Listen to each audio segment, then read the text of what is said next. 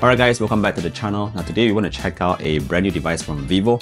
It's called the V50 and this is sort of like their mid-range device that not only offers you one of the best experiences in terms of the portraits, but yet again it still has that collab with ZEISS. That means that you're going to get some really nice photos coming off the V50. Now just to give you a quick heads up, the device itself is retailing for under 2,000 ringgit. It's 1999 to be specific. So at this price range, you're not really getting a lot of phones that really gives you good portraits. In fact, if you take a look at a couple of these upcoming photos, you might actually think it was taken by a more expensive smartphone. But yeah, let's take a look at the V50 and find out a little bit more about it. Now, first things first, let's begin with the design. Right, so the design that we have here is actually pretty reminiscent of the last gen device, but it comes in this really nice Ancora red colorway, which to be honest is not a red that I've seen on many devices before. In fact, I think this is the first time I'm seeing this kind of shade on a smartphone, and I think it looks really good. Furthermore, in terms of the build quality, as with the Vivo V series, it always looks, very premium, very aesthetic. It's a very minimalist look, and the entire back panel is matte off as well. That means that you won't have a lot of fingerprints going on at the back. It's also worth mentioning that the device is IP68 and 69 rated as well. That means if it falls into the pool, you don't have to worry about those water damage. Now, another really interesting thing I noticed when holding the device is that right now, it's even more curved than before. So it feels really comfortable in hand. Now this actually brings me to the display. Just a very quick one on it. The screen to body ratio has increased dramatically, and that's because of this brand new 4D kind of like curved screen that's happening on the front. Now this allows the display to look even more like it's floating above, and it gives it for a very nice effect. In fact, the bezels that surrounds the entire display is also very symmetrical, which is not something that you see a lot at phones under this price point. So a very awesome display that we have at the front here on the Vivo V50. Now let's shift gears and move into the more important part that is all about the cameras. So what do we have here and why is it called the Portrait Expert?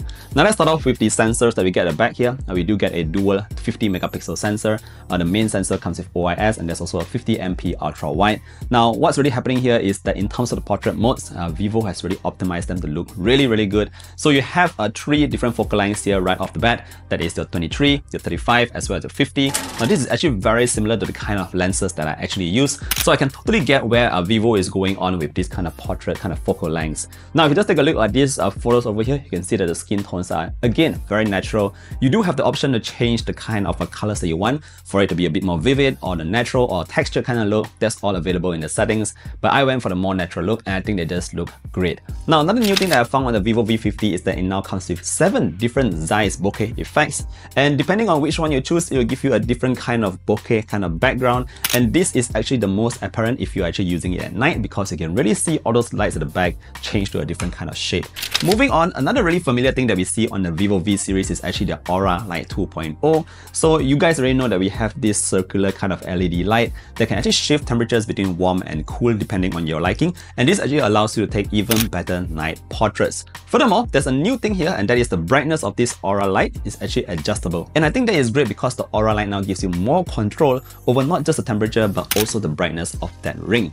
Now just in terms of normal day-to-day photos, the Vivo V50 is also good at taking those shots. So here's a couple of samples that I took while I was traveling. You can see that the photos themselves come with minimal amount of noise. There's a good amount of detail and it's not too oversaturated. Again, you can change the settings based on your preference. Now it's also worth mentioning that Vivo has put in a new really fun feature in here, and that's called the film camera. So all you need to do is when you're in the camera interface, just slide up and you can actually activate the film camera. Now over here you have 4 different fun filters to play with, and depending on your preference, once again, you can actually just take those and they actually come out with very interesting kind of looks. So I think if you are someone who's really into those retro photography, you will definitely enjoy those film filters over there.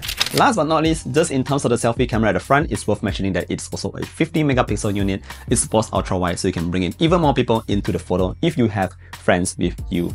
Now lastly, in terms of post-processing, in terms of the photos here, there's a new live photo mode which actually allows you to use a very colorful border, which I think is quite fun as well.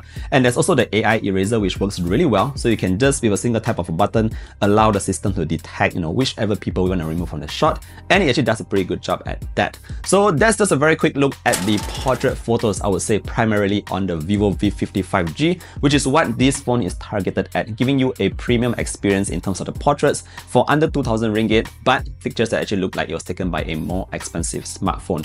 Now let's move on and check out what else is cool with the device. In here we have a pretty large battery. So right now it's actually a 6,000 mAh unit, a little bit larger than before in this really slim form factor, And the good thing here is that it actually supports 90-watt fast charge, so it's going to charge up very quickly. Furthermore, in terms of the chipset used, it's still the familiar Snapdragon 7 Gen 3, which is powerful enough for your day-to-day social media, taking photos, and a little bit of light gaming. So yeah, that's pretty much what you can expect from the vivo V50G. Again, this is a device that's focused on those of you who like to take a lot of portraits. If you are a people kind of person and you like to take photos of people in general, like your family, your friends, your partner, and all that, I think the vivo V50G is something that you should definitely check out. For the price of under 2,000 ringgit, once again, this price point is actually offering you one of the best portrait experiences that you can get on any smartphone. And yeah, it does come with that ZEISS collab again, which I think is a great thing too. Anyway, let me know what you think about the vivo V50G. If you have any further questions, feel free to leave a comment down below. Thank you once again for watching all the way to the end, and I look forward to seeing you guys in the next one. Do take care, stay safe, and bye-bye.